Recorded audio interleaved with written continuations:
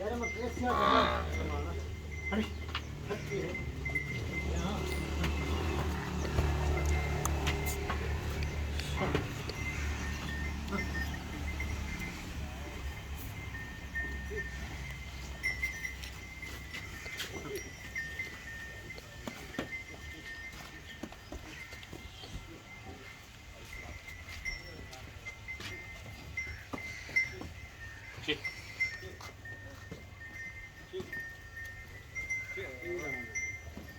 ਆਹ ਗਲਤੀ ਪਈ